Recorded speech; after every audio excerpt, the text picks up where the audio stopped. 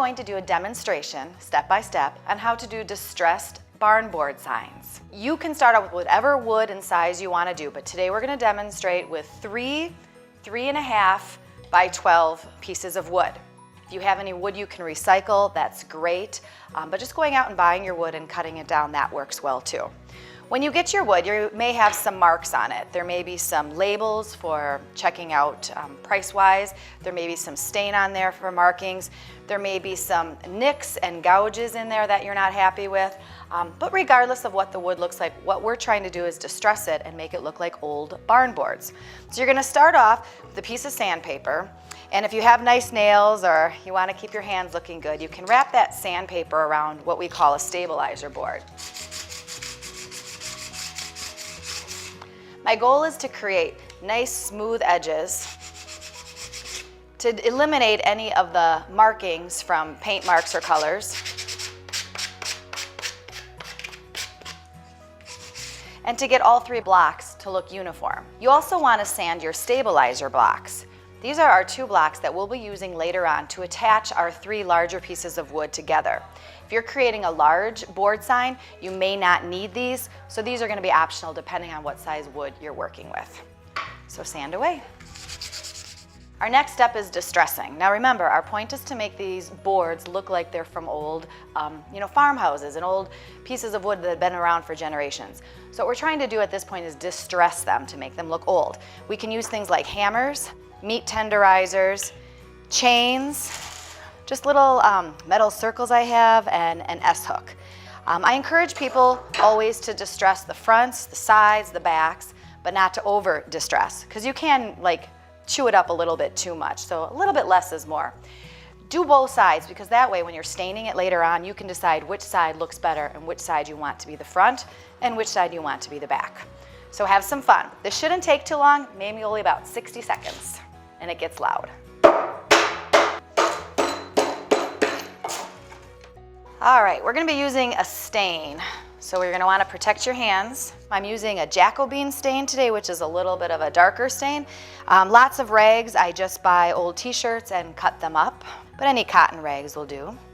We'll start with one side, maybe do all 3, and then see how it dries, because then if you want it darker, you can add more, or if you want it lighter, you can use a little less on the other side, and then use it as the back side when you're finished. So you're really just gonna go to your board and smear it on. In all those little indents from your distressing, you can choose to get into those little indentations and make it darker, or by just going over the top, then they'll remain a little bit lighter. You're gonna wanna make sure you get your sides. The more I use it, the lighter it gets, so that's why I'm trying to decide which depth of stain I like. And it also looks nice if all 3 of your blocks are a little bit different in depth of stain.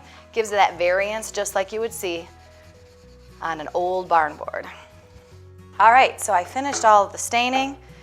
So you choose the side that you like the best. I've seen people do light, dark, light, and that's up to you. You can't go wrong. It all looks good. Our next step is attaching the stabilizer blocks to the back of the boards. So I've lined up my boards how I like them, how they look, where I prefer the staining color to the front, and then flip them over.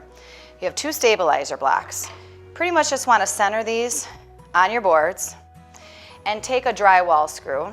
So I like to start with the center board, put that right there in the middle, and then just go ahead and drill that into the board. The next step is adding the wire and the hangers.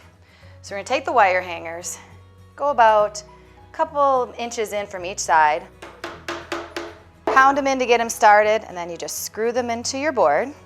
And then you take some wire, just normal picture hanging wire, and you're gonna thread it through both sides, stretch it as taut as you can, bend it towards the center, and twist it around.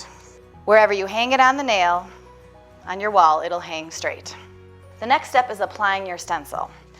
I cut out my stencils ahead of time for my class, and this one, you can't see quite yet, but it's the state of Wisconsin and the word home. There's a plethora of varieties out there on the internet, Pinterest, and ask other Paint Your Own Pottery Studio owners for ideas. So I would like the state of Wisconsin to stay on the paper, and I'm going to peel away everything else, and that's what's going to go on my board. Okay. Kind of center that on there, get it in place where you want it. Having a key card or a credit card handy helps because you can smooth out any of the bubbles. Our next step is applying the paint. So I have some white paint here just on a sheet of foil and just a nice sponge brush. The whole inside, the state of Wisconsin, is going to be white. So I can apply that liberally in the big center of the state. I always recommend starting on the stencil and going into the wood, rather than starting on the wood and going towards the stencil. If you go this direction, you may push the paint underneath the stencil, causing bleeding. So always start on the stencil and go into the wood.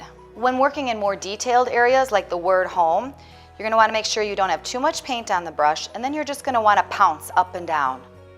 This will get in those little areas without fear of bleeding underneath. Just lightly pounce until you have enough color applied. Once your paint is dry, you can remove the stencil. Using an X-Acto knife, you can remove the small areas of stencil paper. Voila! It is perfectly acceptable to layer your stencils. Once your first coat is dried, you can put on another layer and add some more paint color. I'm choosing to make a red heart. So I'm going to cut out the negative from our original stencil. I'm going to place it right over the heart, and then I'm going to take a little bit of red. I'm going to paint in that red heart. Now it's time to add your own personal touches. Make it you, customize it to what you like. I'm very much into black and white checker borders, so I like to add checker borders on a lot of the things that I do. So I'm going to very quickly take my square sponge brush and add some checks along the edges. I don't want these to be perfect. I want them to eventually look distressed, not solid color, but this is my personal touch. It's time to remove your second layer stencil once that second color is dried. There you go. Once your paint is completely dried, it's time to go back and distress it again. I know it seems like we're reversing what we just did, but trust me, it looks really cool. So I'm going to take another piece of the sandpaper like we started with in the beginning, and I'm just going to go over my state, some of the white, and just try to rub some of it off. Kind of gives it a weathered look that says, I've been around a really long time. This is also a great technique to do along the edges. Notice the edges, how that's all lightened up, like it's been around for a while. It's been bumped into a lot, it's been banged up. Exactly what the look we were going for. Our final step in this process is waxing it. Now you don't have to do this step, but personally it's one of my favorite steps. It gives it that very professional, polished look, like something you'd buy at a store, rather than something you maybe just made in your basement. So you take, again, another piece of the cotton rag, and I'm using some paste finishing wax. So you just dig in there and scoop some out. Then you're just rubbing it all along the whole front of your boards. It's not a huge change to the visible eye.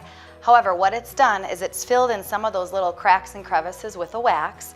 So now when you feel it, it's much smoother and feels really good. It's also easier to dust if it's been hanging on your wall for a while.